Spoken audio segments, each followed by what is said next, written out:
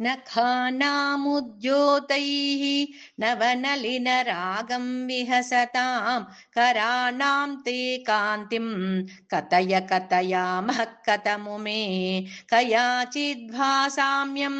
भजतु कलया हन्तकमलं यदि क्रीडल्लक्ष्मी चरणतललाक्षारसचनं समं देवि स्कन्दा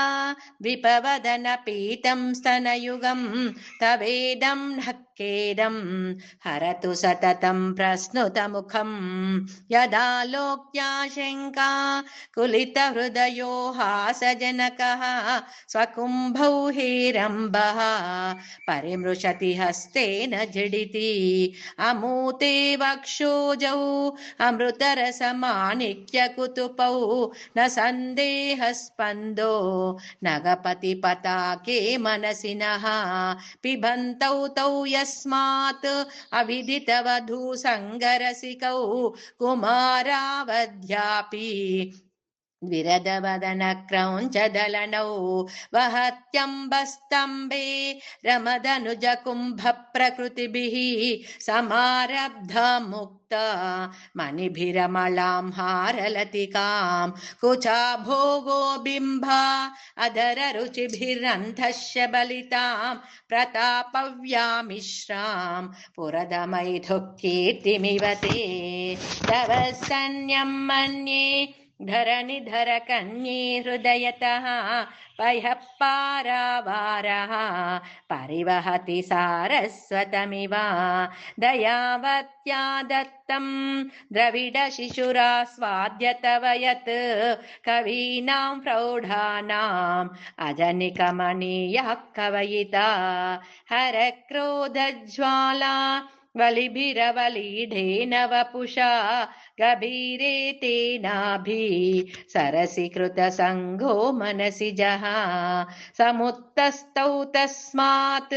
अचलतनये धूमलतिका जनस्तां जानीते तव जननि रोमावलिरिति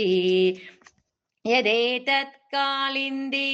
तनुतरतरङ्गाकृति शिवे वृषे मध्ये किञ्चित् तव जननि यद्भाति सुधियां विमर्दादन्योन्यं कुचकलशयोरन्तरगतं तनुभूतं व्योमा प्रविशदिवनाभिं कुहरिणीं स्थिरो गङ्गावर्तः सनमुकुलरोमावलिलता कलावालङ्कुण्डं कुसुमशरतेजोहुतभुजः रतेर्लीलागारं किमपि तव नाभिर्गिरिसुते बिलद्भारं सिद्धेः गिरिशनयनानां विजयते निसर्गक्षीणस्य स्तनतटभरेण क्लमजुषो नमन्मूर्तेर्नारी तिलकशनकैस्तृट्यत इव किरन्ते मध्यस्य त्रुटिततटिनी तीरतरुणा समावस्थास्तेम्नो भवतु कुशलं शैलतनये कुचौ सध्यस्विध्या